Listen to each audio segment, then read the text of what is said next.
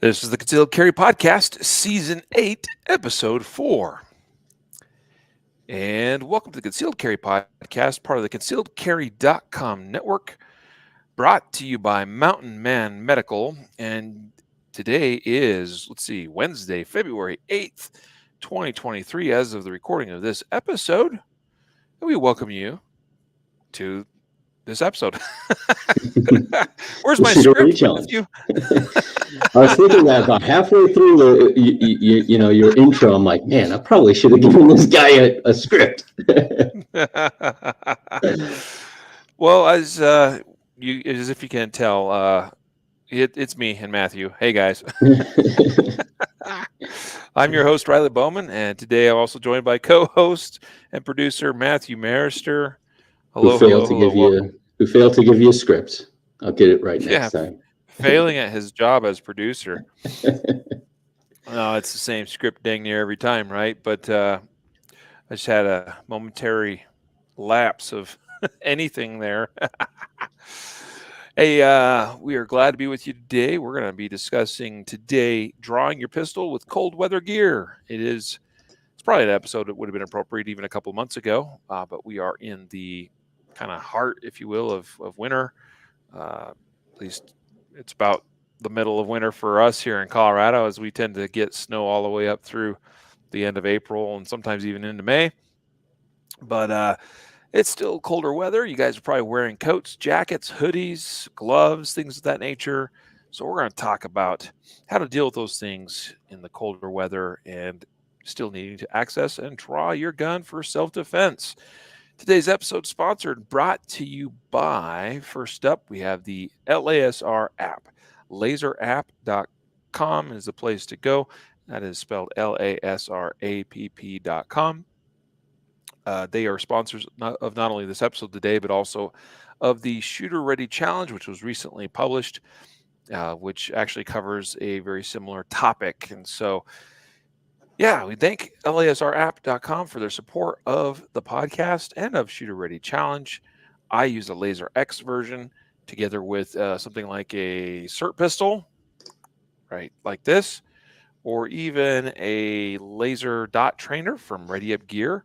You can use with your live pistol and put it in the chamber, and it will project a laser when you press the trigger. Many of you are probably familiar with such things now. You probably have seen them around enough now, or even seen advertisements for similar products. If you head on over to readyupgear.com, you can pick up your own laser dot trainer, very reasonably and affordably priced, allowing you to use your pistol, the actual gun that you practice, train, and shoot with and carry, with the laser dot trainer, and incorporate that together with things like Laser X software. And also today's episode sponsored by BarrelBlock. BarrelBlock.com. That's where you can find them. Here's one right here. Right, you're going to insert that through the chamber and barrel of your respective pistol, whether it's a 9mm 40, 45, 380 ACP, or even 357 SIG, which isn't as popular around anymore, but we do have those available. Or you can also get them for your rifles. This, it's obviously a rifle barrel length, so I can't quite fit it all in view in the camera. But guys, go to check out barrelblock.com for safe dry fire practice. Let's get into today's topic. So, drawing your pistol with cold weather. Actually, we could just even say like using your pistol in cold weather, Sure. or with cold weather gear. I don't know if Matthew wants to go, super down in the rabbit hole, because we could talk about things like gloves and all of that as well. But primarily, I came here today with the intent of starting by talking about things like the coats and jackets and things that we wear, secondary cover garments, because typically we will probably be, wearing just like a shirt or something over top, like I'm wearing my t-shirt here today, and I am carrying concealed underneath that. But once you start adding another layer of clothing, things get more difficult potentially, right? Yeah. So we're adding additional variables. So, I mean, well, let's start the discussion here today, Matthew, by talking about the idea of and this comes up quite a bit when the seasons change, and people will say, "Well, it's that time of year again. I'm going to go to my other carry option or setup or whatever that is." Yeah. The idea being that there's sort of like, people have a different carry setup, different gun, even different holster, different carry position in the colder weather than they do in the during the warm weather. What's your thought on that? Yeah, so I mean, all right, so I carry the same gun in the summertime that I do in the wintertime, but probably not for the same reason that everybody, might assume. A lot of people will say like, "Oh, well, you're building muscle memory with one gun, and then you'll go to another gun, and you won't even know what you're doing, right? Like because it's slightly bigger or whatever, right?"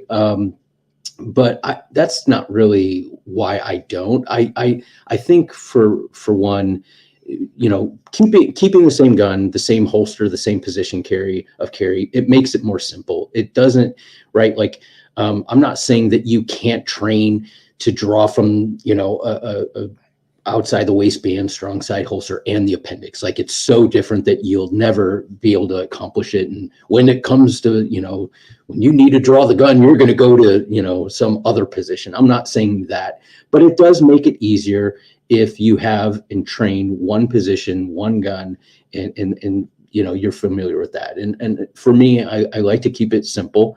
And there's also like I mean, some people might think that I have tons and tons of guns and holsters, and so I have a lot of holsters and stuff. But I don't have like a lot of carry guns. I have as far as carry guns, I probably have three that I even would consider in some sort of a rotation, or um, depending on what the situation is. Um, but I just think that it's more expensive if you have to set up three guns with three optics, if that's your thing, right? Three different holsters. It took me a while to get my holster dialed in with my gun and feel real comfortable with how it carried, and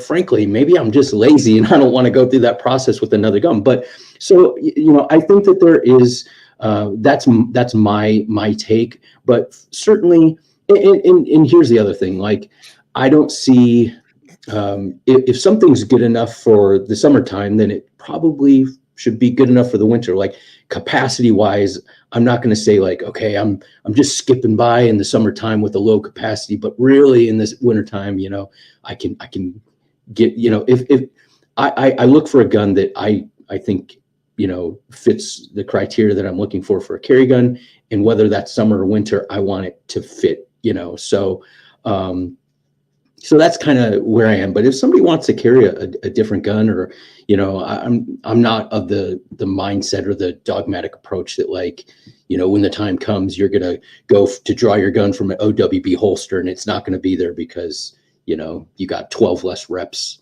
Mhm. So I don't know. Yeah. I mean, I'm not here to like tell anybody what they should do in this regard, or like, oh, having a gun rotation, like, ah, that's a terrible idea, bro. No, I'm not here to really do that, um, but I have seen this tendency amongst some concealed carriers to sort of have like this rotation, right? There's the idea of this rotation of like, wow, well, and so actually broadening this out beyond just talking about cold weather and warm weather, but just talking about the idea of having some kind of concealed carry rotation. Uh, I mean, again, like if you want to do that, like knock yourself out. It's a free country; you can do that. But let's talk about that as a concept.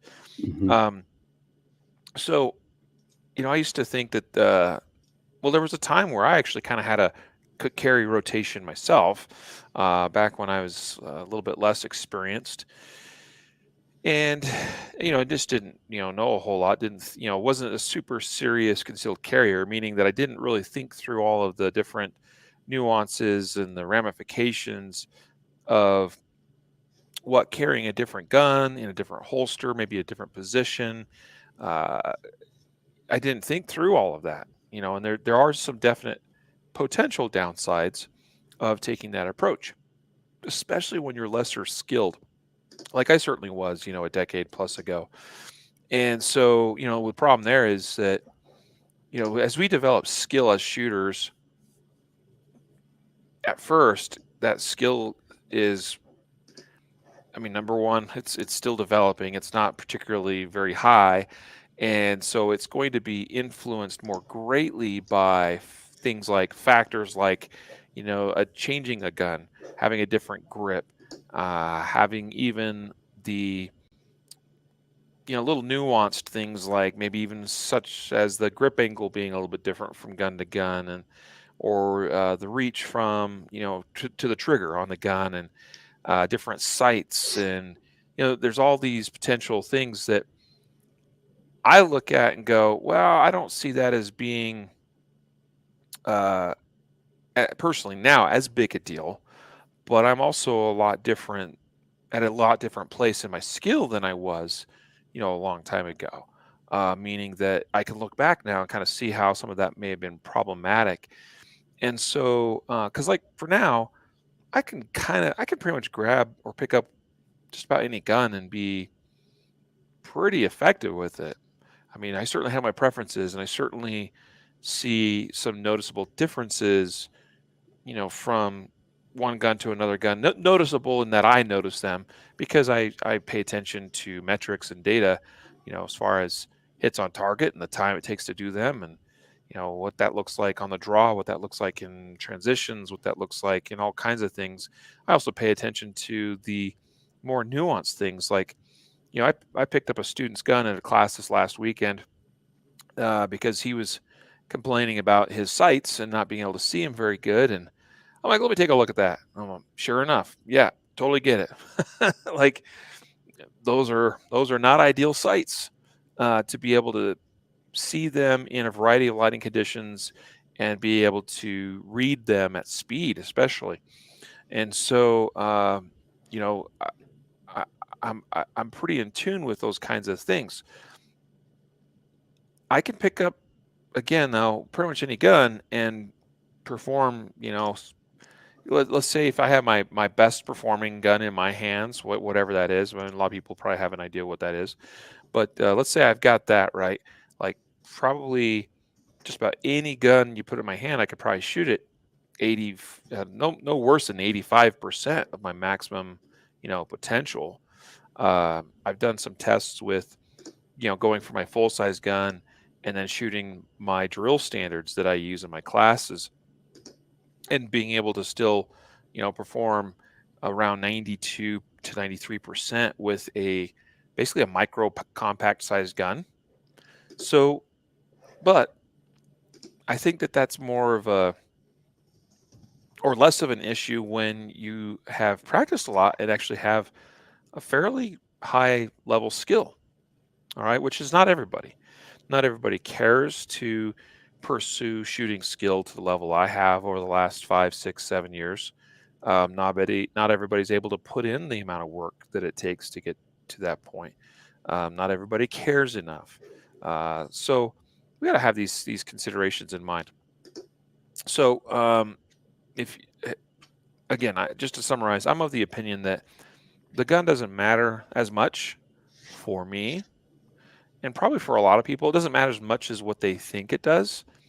But if you're a little bit fresher on the other end of the skill development, spectrum with respect to running a pistol, especially in a defensive context, you might want to be a little more careful, I would say, or at least give it some more thought about switching things up in your carry rotation or your CCW, stable of guns.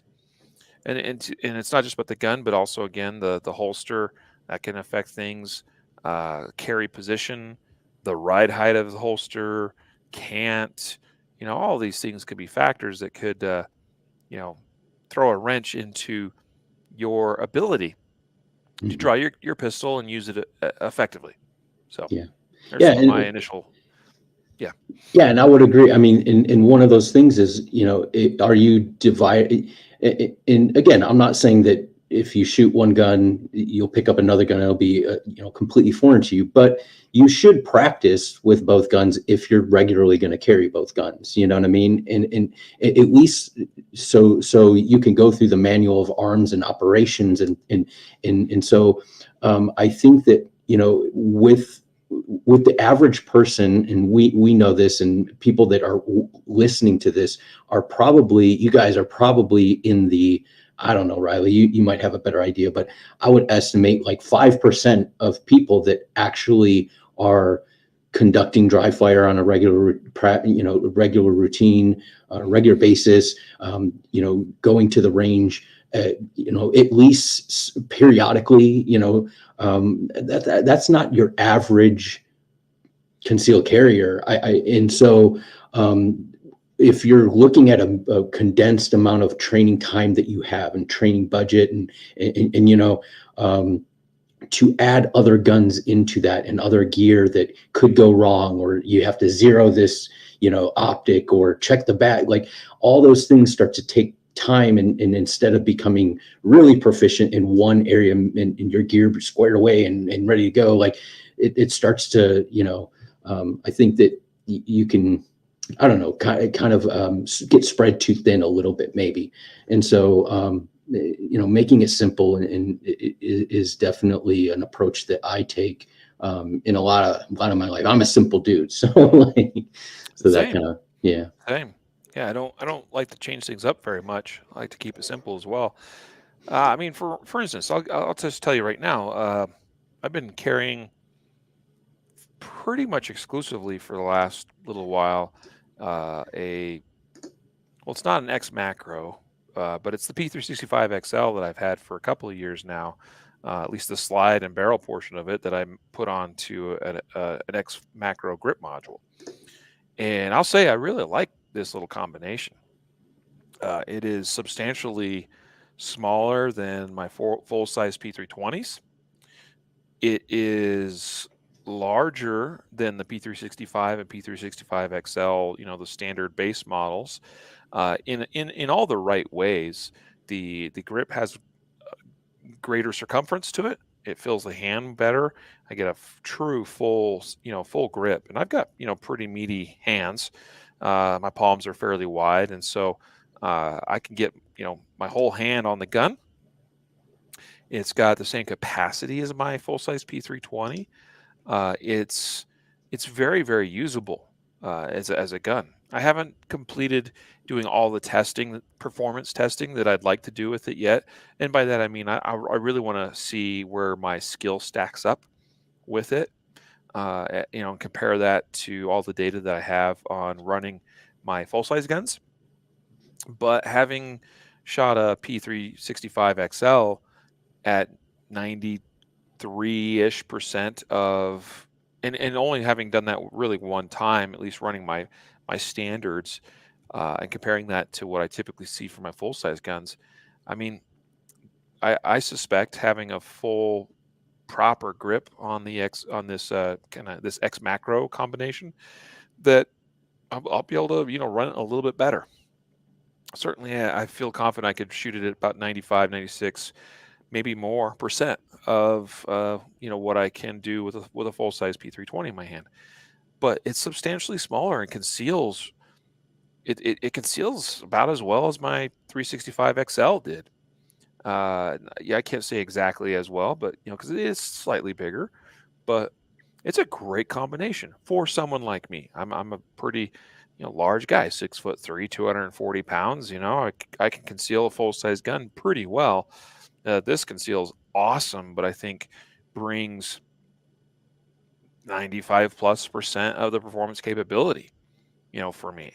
And so that's a combination that's hard to beat. I would say, super concealable, good performance, easy to shoot for me. That's why it's kind of become my main carry now. I used to carry 320s all the time, and for a good stretch there, it was my go-to on a daily basis. And then I'd revert to the 365 XL when I, just for whatever reason needed a slightly smaller gun for situations where I needed to be a little bit more concealed. Maybe that's because I was dressing down a little bit, or more comfortably, or whatever that might be, right? And so, anyway, yeah, I like to keep it simple, and that's what I'm running right now, right? Now, I remember there was a time where during the cooler weather, I would go from my usual carry holster and position and all that, inside the waistband, and go to like a 3 o'clock outside the waistband holster that I knew that, outside I'd have a coat or jacket over top of. And let's talk about that from like a realistic perspective. So, we talked about the potential downsides of someone, switching up between guns and gear and holsters and carry positions and things like that. However, if you're going to kind of switch back and forth between, say, like a 3 o'clock OWB setup and maybe some kind of, whether it's appendix or behind the hip IWB setup, arguably the slightly behind the hip, or even at 3 o'clock, you can still carry inside waistband. Not as many people do when they do IWB carry, but that's arguably a lot less different going from that to a 3 o'clock OWB setup, as compared to, say, an AIWB. So in front, forward of the hips, 1, 2 o'clock. Um, Going from that to a 3 o'clock OWB setup, that'd be a little bit more of a change. But even if you want to like make that argument and say, hey, it's that could throw you off by going from appendix carry to 3 o'clock OWB and then back again when things warm up, in the warmer months again. Um, Realistically, a person, if they're diligent enough and practicing enough, doing enough dry fire, when the weather starts changing, the fall comes, you start switching up the carry setup, you start practicing that, start dry firing that. In relatively short order, you can, kind of tune yourself up to Reboot. the, yeah, kind of reboot, relearn uh, what you've perhaps already learned before. Or even if you're learning an entirely new carry position, holster, gun, all of that.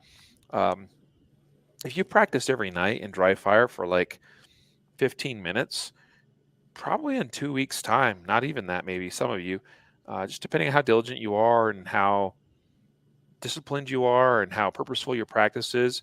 I mean, in really not much time at all, a few days, a few weeks, you should be able to sort of rewire the brain for that new setup, that new gun, that new carry position. Now, one thing that's also important with this, and I think this is important even no matter how you carry, and even if you don't switch things up, regular dry fire practice is super important.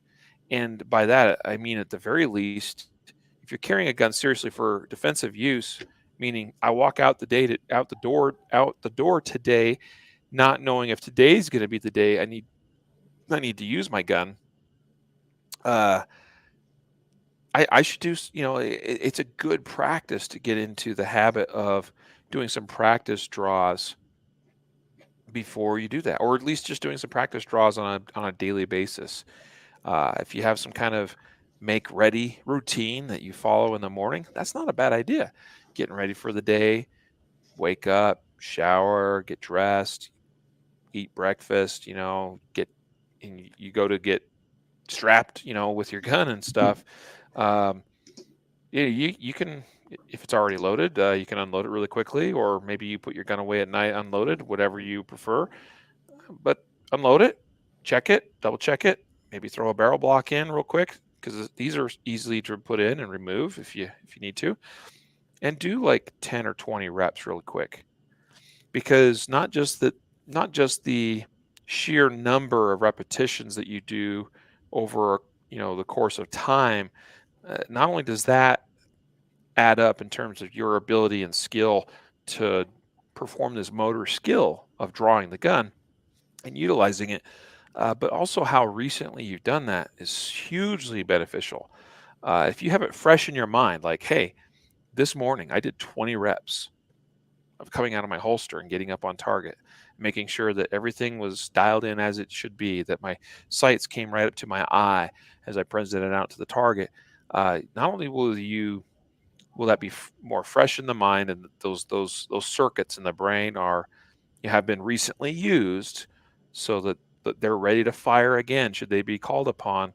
But you'll also have a greater degree of confidence, and that's important too. Now, what's your take on all kind of this angle of this current discussion, Matthew?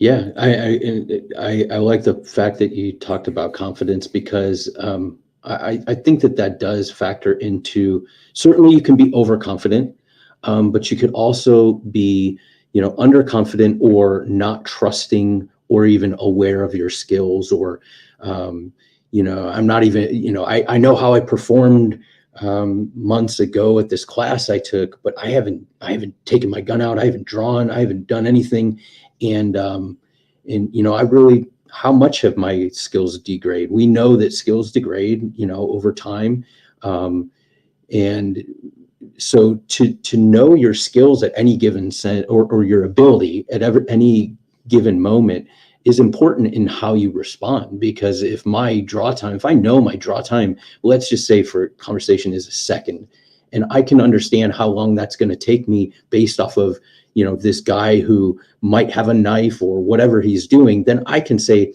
I have enough time to draw at this moment, or I have to wait for another moment. If I don't know, and I think my draw time's a second, or at least it was 6 months ago, but I haven't practiced, my draw time might be a second and a half, or maybe 2 seconds. I don't know, but that affects my how I respond to a threat potentially. That's just one way, but I like the idea of recency in doing those things, even if it's not a high repetition number, but frequent recency. I think I'm the dude that, like, I would study for a test, but really I was cramming like right before the test because and sure, that's memory wise, but like, I think that there is a principle there too about recency and being able to recall stuff, and whether it's a fact in a book, or neuro firing, how your brain is telling your muscles to fire in a certain pattern or method. I think there's some crossover there. So yeah, I appreciate you bringing that up. Yeah. What other ideas do you have on today's topic? Yeah, I think we're talking about cover garments, and I think that there's a couple different ways that you can look at it. And I liked how you mentioned, I forget the phrase you used, um, secondary cover garment, or secondary. I think you call it secondary cover Yep. garment. Yep. Um, what in the Shooter Ready Challenge video, you do a good job of showing, like, with a jacket. Typically people throw on a jacket, and you mentioned hoodies and stuff like that.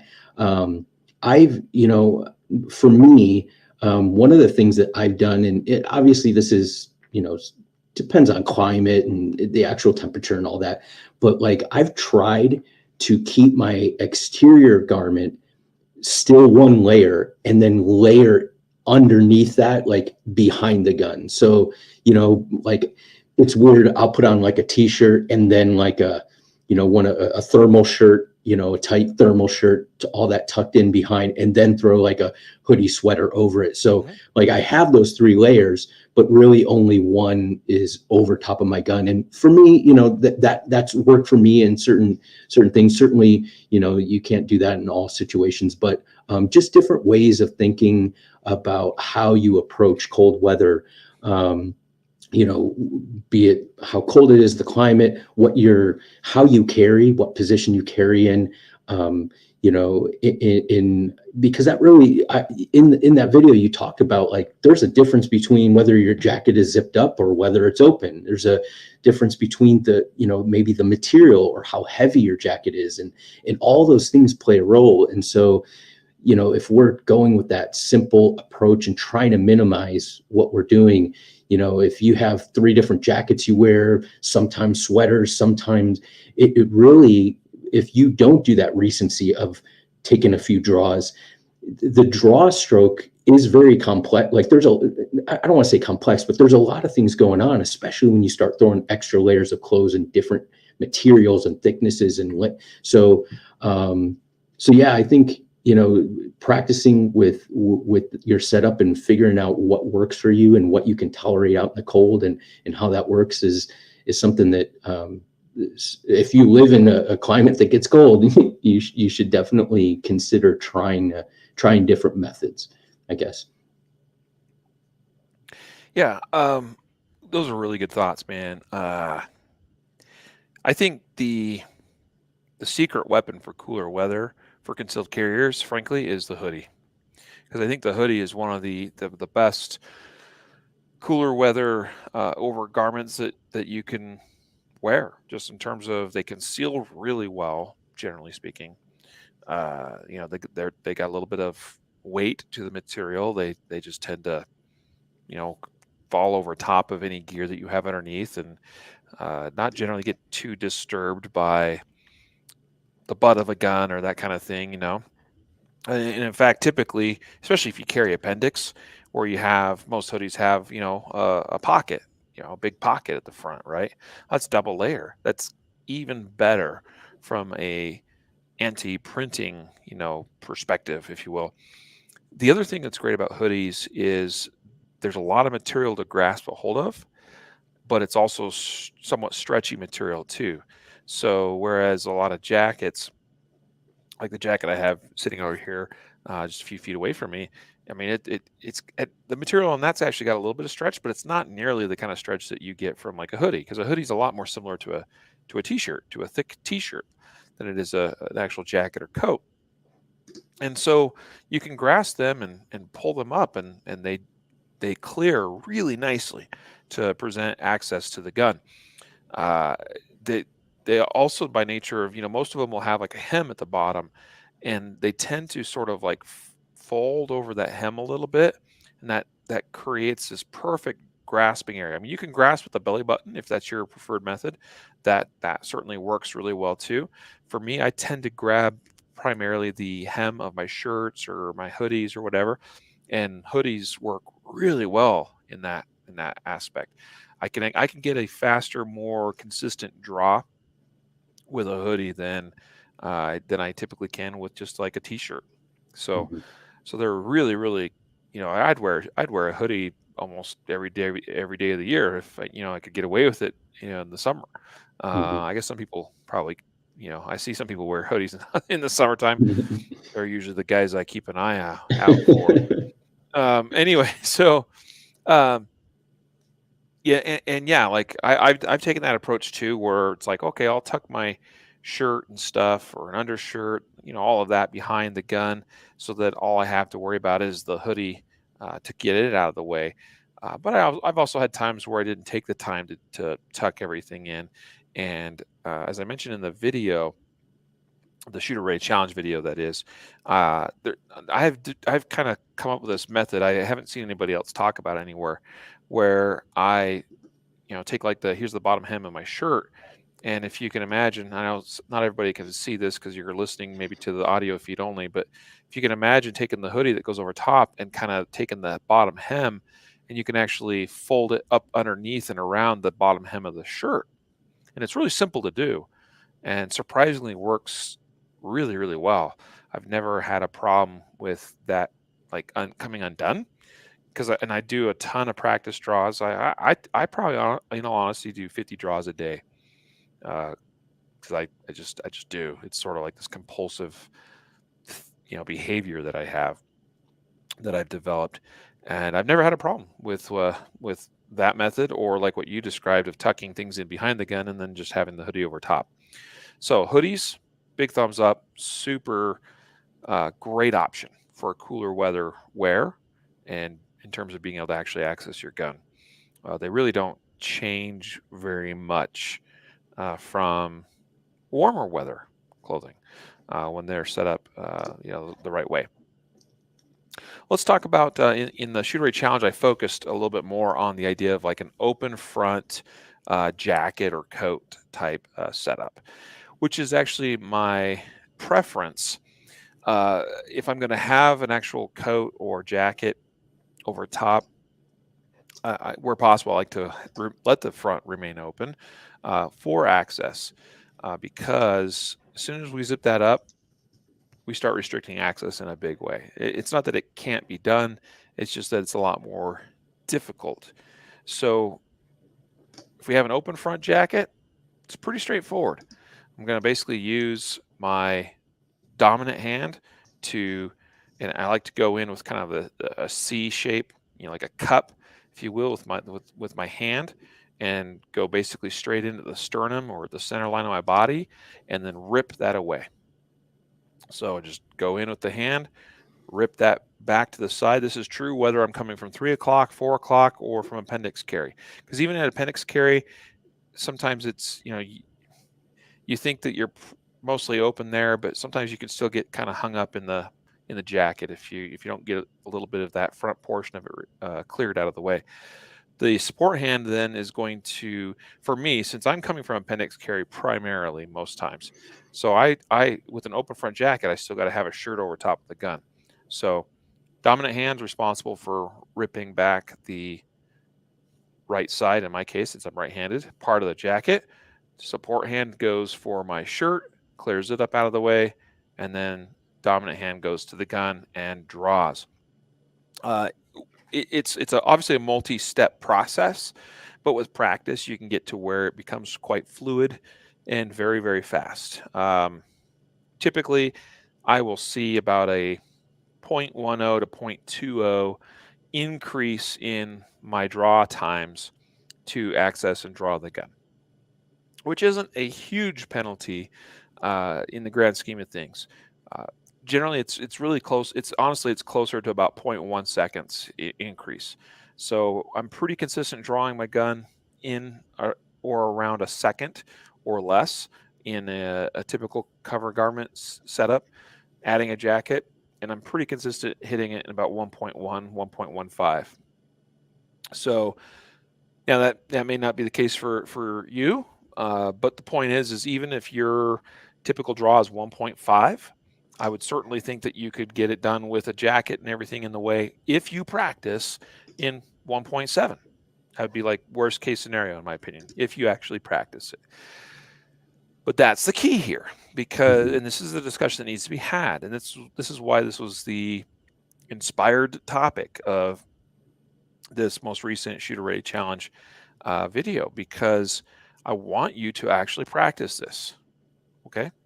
Because how many of you have actually practiced? I mean, I know many of you watching and listening have, because you are serious concealed carry practitioners.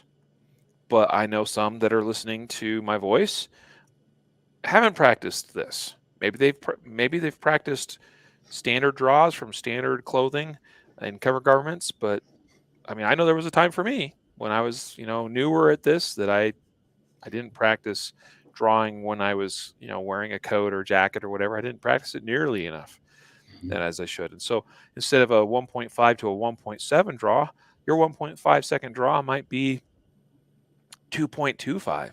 Mm-hmm. Who knows? Maybe it even adds another second. Who knows? Maybe because you haven't practiced, you don't realize until the moment that, that you really truly need that gun, and you get hung up somewhere along the way. You get your hand tangled up in the coat, or the gun tangled up somewhere. Your grip gets compromised, and everything just goes to pot. In all honesty, a 1.5 second draw can turn into a 3.5 second draw, just as you're fiddling around trying to solve, whatever problem that has suddenly developed because of something that you didn't practice in your dry fire. Yeah, and you make a point. You're talking about times and right, like, and I think this brings up one of those. It's not as much as it was a few years ago, but a taboo topic amongst some self-defense shooters about using shot timers or some sort of metric, right? Like, and the point is that not just to practice, but practice with either, at the very minimum, a shot timer with a part time, or something like the LASR Laser X software, and somewhere where you can get a metric. Because I think what you're saying, and I think if you have this metric to track, you'll see that early on when you first adopt, maybe practicing with the different cover garment, that gap between your typical draw time and the draw time with that, say, whatever garment it is, maybe let's say for a conversation, the difference is a second. But as you practice, that time will become shorter. The difference will become shorter. But you'll never know that if you just say, well, I feel like I'm getting faster, or I've done my reps. And so not only will you not know precisely what it is, and you know, you might not have to go down to the 10th second, but you won't really know if you're making incremental steps one way or the other. It's all just based off of your feeling or emotion, which isn't always a great indicator of how we're doing. And so you have no metric to go off of. And so when you see those times coming down and you see, okay, it only really, like you said, only gives you 0.2 seconds, or a difference, say, that gives you confidence, right? And we go back to that confidence of like, yeah, I might be slower, but I'm not much slower. And you can quantify that. And so I think it goes into your state of mind, and your ability to carry your firearm, be confident in your abilities, what your performance level is at any given time. And I think you can only do that if you're having some sort of metric that you're you know Mhm. you're going off of. Yeah. Yeah. Super important to measure, know these things so that you know what you're dealing with. That's actually one of the reasons why we use the Laser X software in the Shooter A Challenge to demonstrate how even those metrics can be gathered in dry fire practice as well to a high degree of accuracy. So that's a huge component there that, in my opinion, it's not only important to measure data of performance in live fire where you can, but also to try to measure that in dry fire as well. Let's see. Let's talk some more about some other options here. We've talked about hoodies, we've talked about open front garments. Uh, Let me touch on one other thing real quick, and that is the idea of trying to get away with the minimum, thing possible. By that, where possible, I try to evaluate the weather and my activities and choose my over garments with access in mind, right? The ability to access my gear, but also that I know I'm not compromising myself in terms of comfort or safety, even right, as far as being, caught off guard or getting in trouble in the outdoors weather if it's super super cold. But where possible, I try to operate in minimums there, meaning so uh, where the minimum level of coat that I can get away with, that I'm, confident will get the job done. And sometimes I'll wear more layers underneath so that I can get away with an open front jacket or coat over top so I don't have to zip it as much, right? But there's going to be times where you still need to zip things up, bundle yourself up a little bit tighter. Now, I'd like to think that in those kinds of extreme weather conditions where it's really cold, that you probably don't have to worry as much about, violent offenders.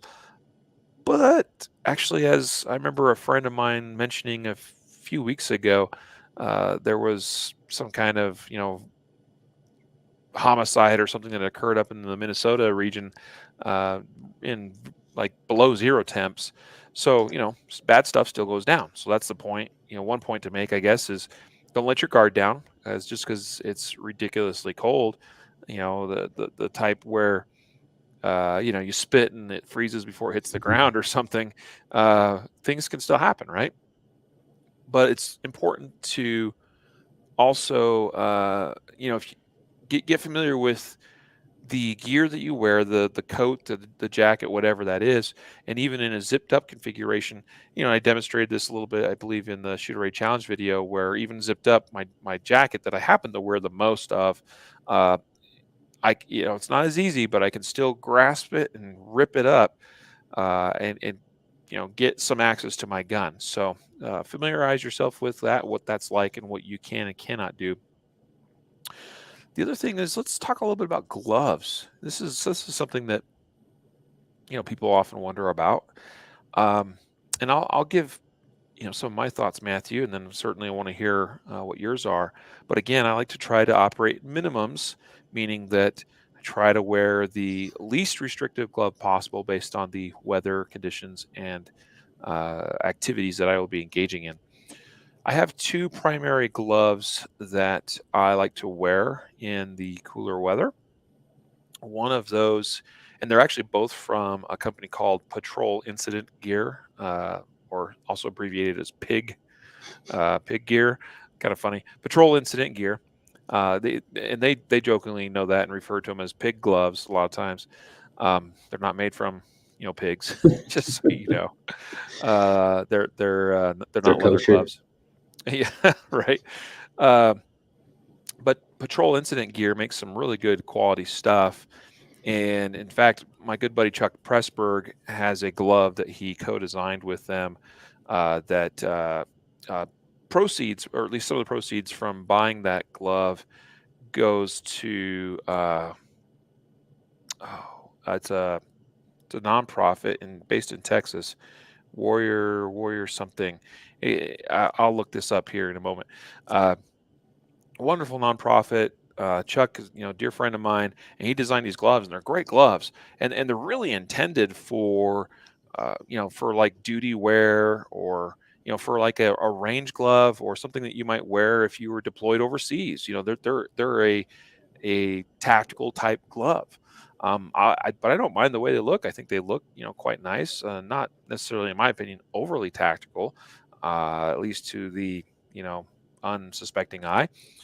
But they're not insulated in any way, but they just sometimes add enough of a layer there that I could typically wear them down to, depending on how long I'm going to be exposed, but I'll wear them down to 20, 25 degrees a lot of times. In fact, I was wearing them when I was snowshoeing a couple of years back in some pretty, relatively cold weather, probably 15, 18 degrees.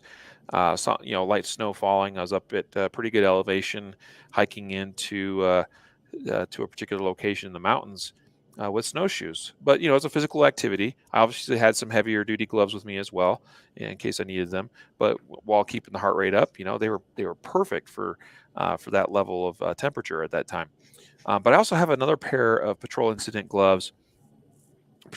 gear gloves that are insulated, not heavily so, but man, they're pretty comfortable for me, even right down to zero, sometimes even sub-zero temperatures, depending again on what the level of physical activity there is.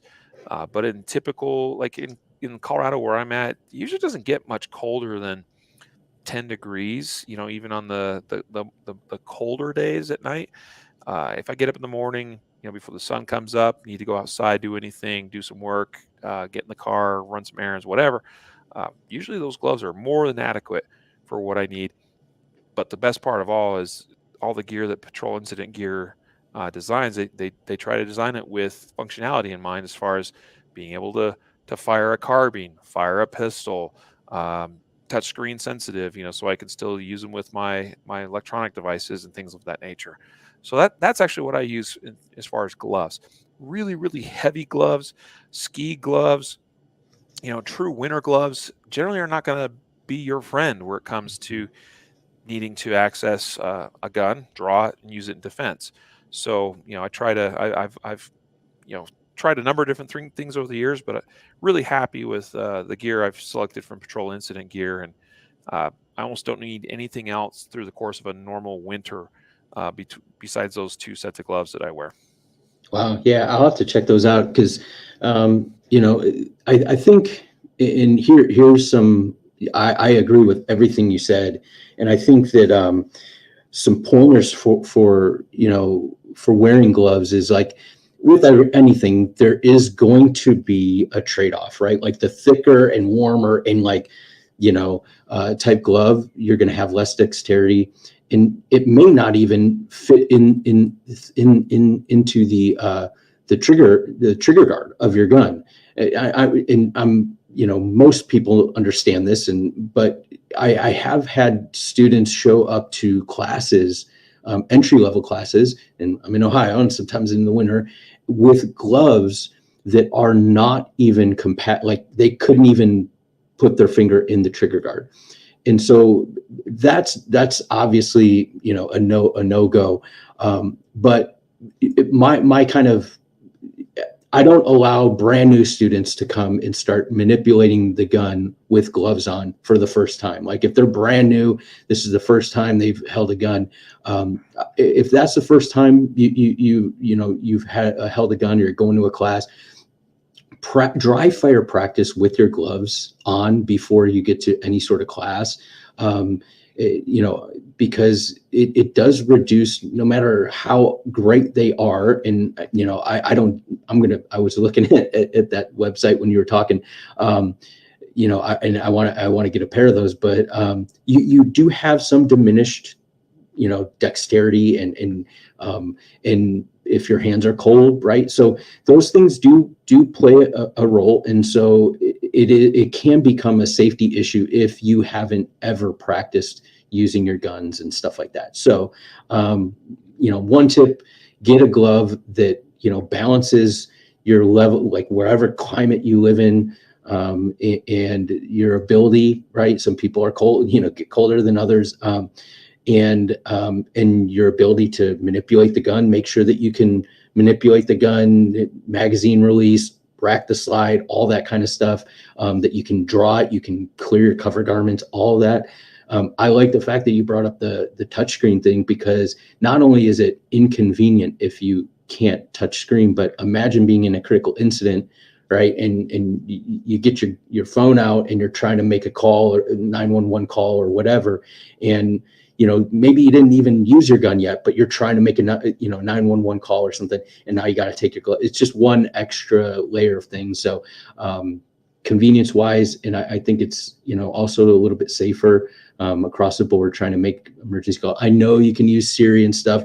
I don't use it. I have it turned off. That's just me. But yeah. So but yeah, I think those are considerations. Practice. Vet your, get a good glove that balances, warmth and still provides you that dexterity. Yep. Yeah. So I was looking it up here, and the two gloves I mentioned from Patrol Incident Gear, actually marketed by SKD Tactical. You can find them at skdtac.com, skdtac.com. And the one is the Press Check Assault Glove. That's the one that Chuck Pressburg designed. And the other, they just call the Cold Weather Glove. It's Pig FDT Cold Weather Glove. And again, just looking at it, especially at the cold weather glove, you wouldn't know that it's anything particularly tactical looking or anything like that. It's just a decent insulated glove. It's got some nice, both these gloves have some material on the fingers and palms that gives you some tack, gives you some ability to grip, and things don't slip through your hands so easily. Again, touchscreen compatible, all of that, and yeah, but still allow you to. I've fired my guns from using both of these gloves. In fact, was just in a class in Alabama near Huntsville over this last weekend, assisting Tim Herron and working alongside AJ Zito. And it was pretty cold, especially in the mornings. In the beginning part of the mornings, it was about 25, 27 degrees, so below freezing. And a couple times I fired a couple of rounds out of with one of my guns using the cold weather glove, and it's not ideal. You're definitely not as dexterous. I don't know what the right word is. You're not as dexterous as you normally are, but certainly can get the job done. And Yeah. it's better than nothing. It's better than having, like, the alternative is having. And Frozen hands. this is important to talk about too. But yeah, if your hands are cold, that's even more damaging to your dexterity, and yeah, that could be a big problem. So, some good things to consider there. Yeah, for sure. What else have we missed or haven't talked about at this point, Matthew? Maybe we can just circle back. There was one thing that popped in my head as we were talking about hoodies. There is a consideration, about drawstrings. Some people make a big deal out of it. I'm of the idea that, like, you probably don't want a lot of things that in a fight somebody could grab. Certainly, the hoodie is not. It gives you in a fight, right? It gives an attacker one more thing that they can grab on and maybe control you with. Certainly, you can swim out of a garment like that, and all kinds of stuff. But consider those things. Uh, the drawstrings around your hoodie. I take those out. Um, Consider jackets.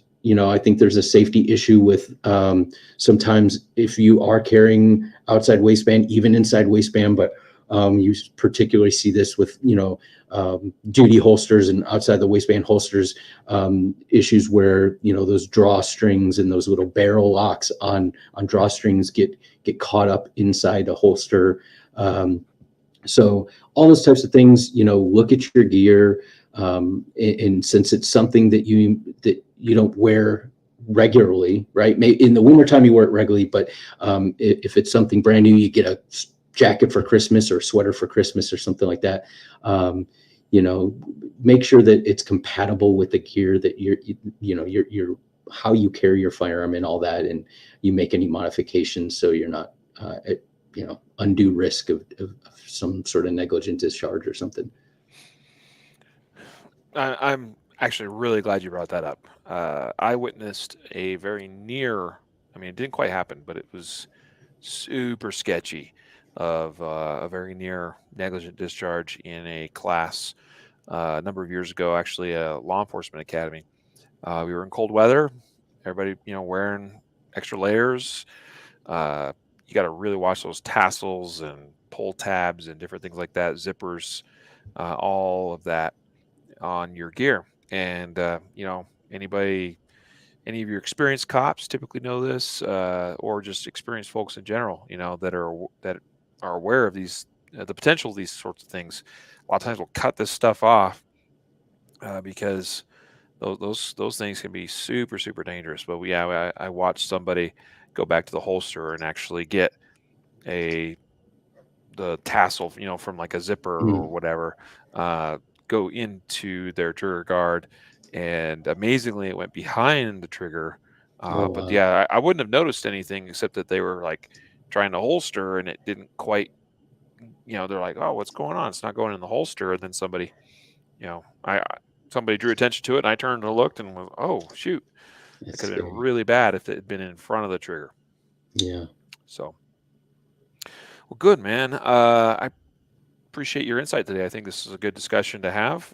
Certainly timely. We still have some more colder weather before the spring and summer is upon us. And so, folks, I hope you'll take this into consideration and give things a try. Practice a lot of what we've discussed.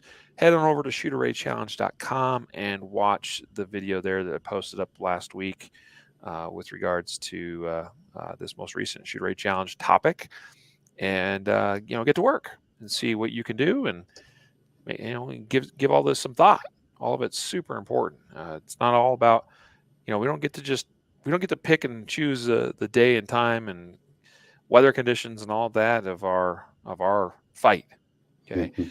it'll pick and choose us potentially, and we got to be ready no matter what the circumstances are. So try to plan for all these things in advance as much as you can, and doing the work in advance, ahead of time, it's going to make the difference.